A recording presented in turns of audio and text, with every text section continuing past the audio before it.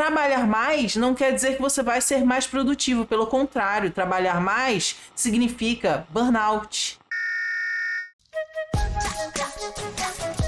Olá, terráqueos! Meu nome é Luna, eu sou nutricionista e comunicadora popular e no vídeo de hoje a gente vai reagir a ele, a sensação do momento, Jones Manoel, futuro presidente do Brasil, que foi no podcast do Edson Castro e bateu um papo sobre o fim da escala 6x1 e como eu gosto de falar desse assunto, eu trouxe esse corte aqui pra gente reagir, mas antes já queria pedir aquele engajamento, então deixa o like, se inscreve no canal, ativa o sininho para não perder nenhum vídeo novo. Se você gosta do meu trabalho e pode contribuir financeiramente com o canal, tem o Pix aqui na tela, na descrição tem o link do meu Apoia-se, que é Camarada Luna. Você também pode se tornar membra ou membro aqui do canal para ter acesso ao conteúdo exclusivo da área de membros, como leituras radicais, vlogs exclusivos e muito mais. E se você estiver precisando melhorar sua relação com a alimentação, você também pode marcar uma consulta comigo. Aqui na descrição tem todas as informações para isso. É isso, sem enrolação, bora pro vídeo. Eu quero entrar num papo com você sobre essa redução da jornada de trabalho,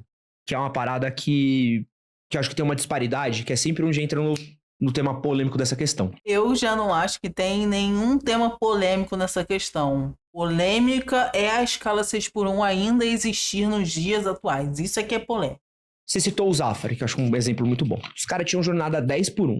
Isso. Com lucro bilionário. Então, ao mesmo passo que tinha ali denúncia dos caras botando funcionário 10x1, tinha notícia de investimento de 1,5 bi para abrir rede em São Paulo. Lembrando que a Zafari é uma rede de supermercados, né, lá do sul do país principalmente, que foi denunciada por estar mantendo uma escala de 10 dias de trabalho para 1 dia de descanso, gente. Isso é um absurdo, né? É disso que eles estão falando aí nesse caso da Zafari, porque ficou muito emblemático isso, né? Então, assim, pô, o cara que tá investindo 1,5 bi, dinheiro não tá faltando. Né? Então é uma má vontade com os próprios funcionários mesmos.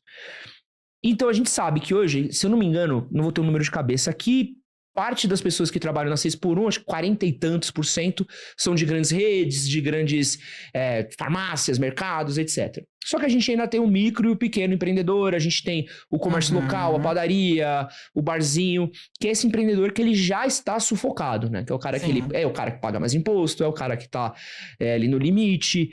E esse cara vê essa redução da escala quase como um atentado contra o próprio negócio dele. E esse cara também é um cara que, olhando para a escala de poderes, ele também tá lá embaixo, né? Que acho que a gente acaba... Nem todo empreendedor, ele é um grande empreendedor. Pelo contrário, né? Muitos... a gente tem um empreendedorismo por sobrevivência hoje no Brasil. Isso.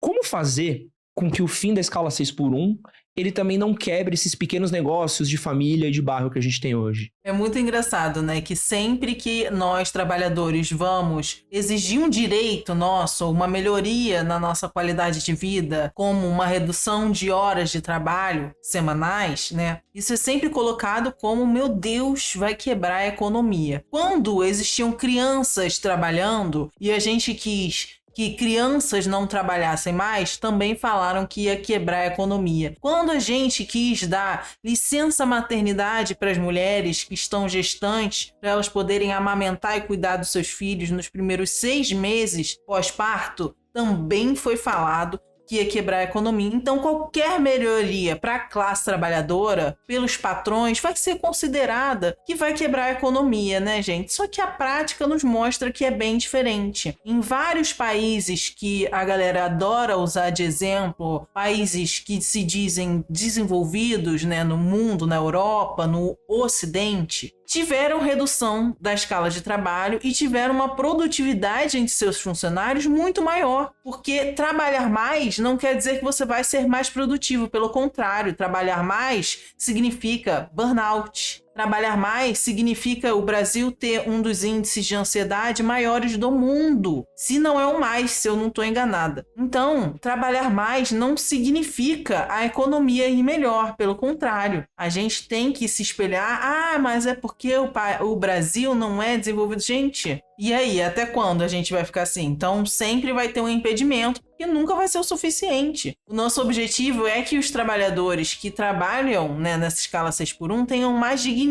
na vida, tendo mais tempo de trabalho, e que quem realmente está lucrando com esse tempo a mais do trabalhador não lucre tanto com o tempo a mais do mais-valia do trabalhador, não é? Mas esses foram os meus meros 50 centavos de opinião. Agora vamos ouvir o que o Jones tem a dizer sobre isso. Perfeito. Veja, Edson.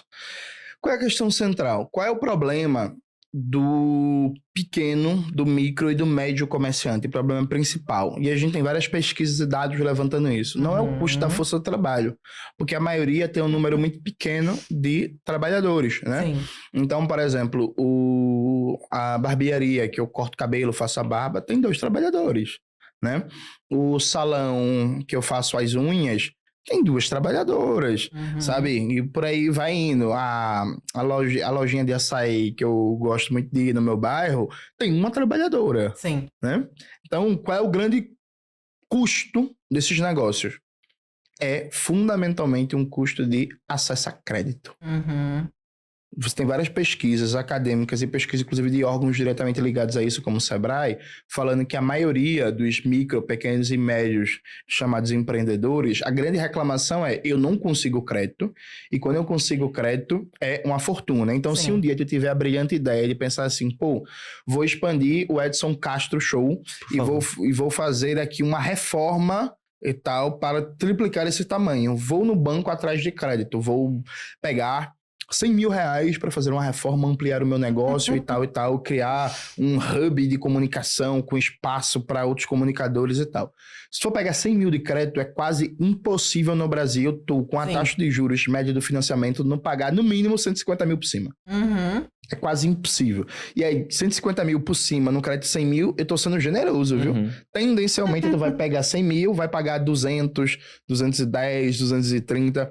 Eu tenho um amigo que acabou de pegar um financiamento, vai comprar um veículo, pegou um financiamento de 60 mil e vai pagar 120. Esses financiamentos que a gente vê muito aí, né, de carro, de imóvel, gente, muitas vezes você paga o dobro, até o triplo do valor original do que você ia estar comprando. Então, assim, muitas vezes é o que o trabalhador tem de possibilidade de ter um imóvel próprio, né? Dividir em 1 zilhão de prestações, vai pagando ao longo de anos e anos da vida para conseguir ter um imóvel, um carro, um bem, uma posse. Mas a gente vê que tanto o trabalhador só se ferra com isso, porque uma grande parte do salário mensal vai para esse financiamento, quanto fica muitos anos pagando por isso e ainda paga um preço muito maior do que é o original. E isso, gente, é tão comum que a gente vê as pessoas até debatendo do próprio salário já o dinheiro desses financiamentos, né, desses empréstimos, enfim, empréstimo consignado que a gente fala. Então, o brasileiro tem dificuldade de adquirir esses bens, um apartamento,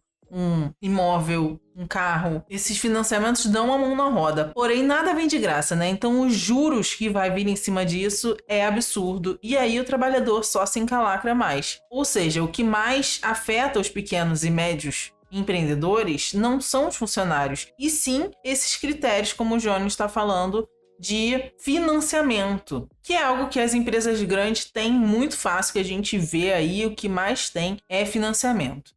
Tipo assim, sabe? Então, por que a maioria dos micro, pequenos e médios empreendedores tem tanto medo do fim da escala 6x1 ou até aderiu a certos discursos liberais?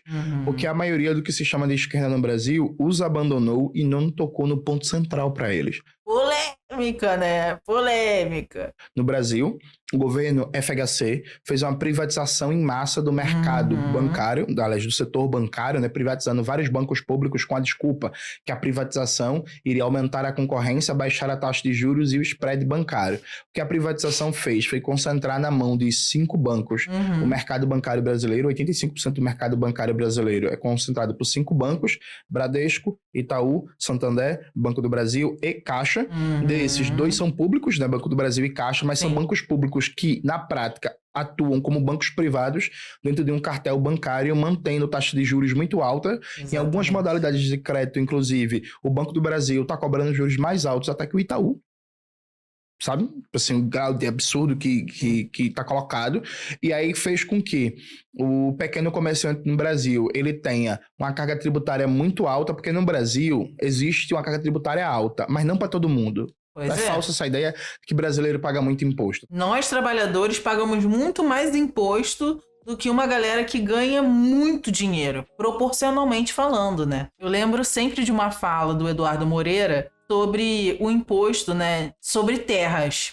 Que ele tem lá, ou ele conhece alguém que tem um grande terreno e que o imposto sobre isso é micro. Agora você vai ver o IPTU, muitas vezes um trabalhador que mora no meio da cidade. Gente, é absurdo, come uma parte gigantesca do orçamento familiar. Então, proporcionalmente, as pessoas mais ricas pagam menos impostos do que nós meros trabalhadores. Só que discursinho que a gente ouve por aí é que, oh meu Deus, coitado dos empresários, eles pagam muito impostos. Trabalhador, classe média, paga muito imposto. É rico, bilionário no Brasil, não paga imposto. O Brasil é um dos pouquíssimos países no mundo que não cobra tributo sobre lucros e dividendos. Por exemplo, tem um dos ITRs mais baixos do mundo. ITR é Imposto Territorial Rural. Exato, é disso que eu tava falando. Imposto Territorial Rural.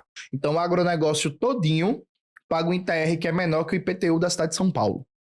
O mais poderoso agronegócio do mundo paga um ITR, Imposto Territorial Rural, que é menor que o IPTU de São Paulo. A alíquota de imposto sobre heranças no Brasil é ridícula. Sim. Menor que a dos Estados Unidos. A alíquota do imposto em renda no Brasil é menor que a dos Estados Unidos.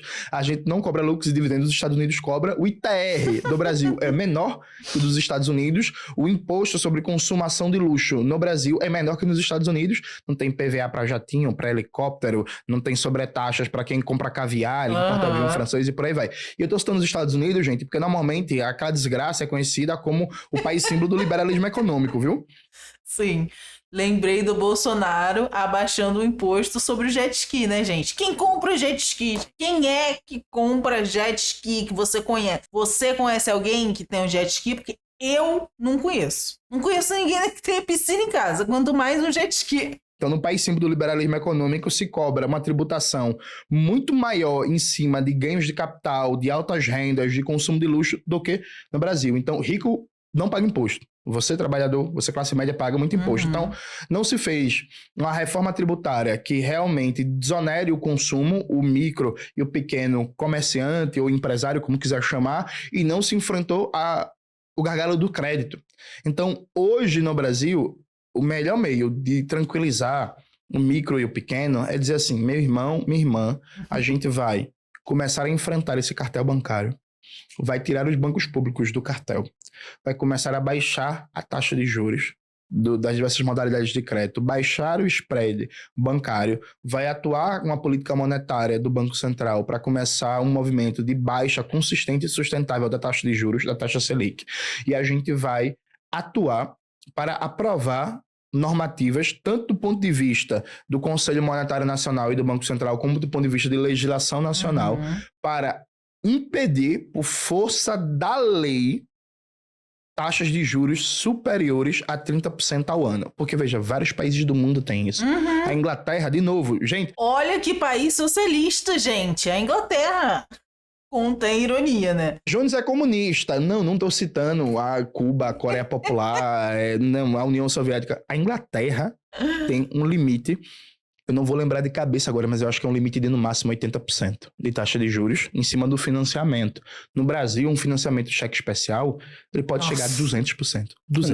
Sim, gente, é um absurdo isso, né, cara? A gente trabalha e vem o banco e come o nosso salário, né? Aí depois vão falar que quem toma a casa dos outros é o socialismo. Não, meu amor, quem toma a casa dos outros é o banco. Não, 50%, é 300%. Um mês errado quebra uma família. Pô. Crédito no consignado, que é um negócio certo, não tem risco. Gente, o meu haki da observação tá além. Vocês estão vendo, né? Risco, é zero risco, porque é desconto em folha. Crédito no consignado tá chegando em juros a 35%. O que é isso? A desculpa deles é que o juros alto é o preço do risco do crédito, porque como o Brasil tem altos índices de inadimplência, então os juros sobem. Mas no consignado, o risco de inadimplência é zero, porque a pessoa vai pagar porque é descontado em folha. E mesmo assim o juros está chegando a 35%. Então, isso vai ser um elemento central da nossa pré-campanha. A gente vai atuar fortemente, a gente vai para cima do sistema bancário. A gente defende a estatização dos bancos. Uma política nacional e planejada de controle do crédito para desenvolvimento da complexidade produtiva da economia. Desmontar o cartel bancário. baixar a taxa de juros e apresentar um conjunto amplo de legislação no Brasil, de leis antirrentismo, que colocam limites na taxa de juros e colocam um limite legal que nenhum financiamento pode ser superior a 30% anual de taxa de juros. Essa é a taxa máxima. E no crédito consignado, nenhuma taxa de juros acumulada pode ser superior a 8% ao ano.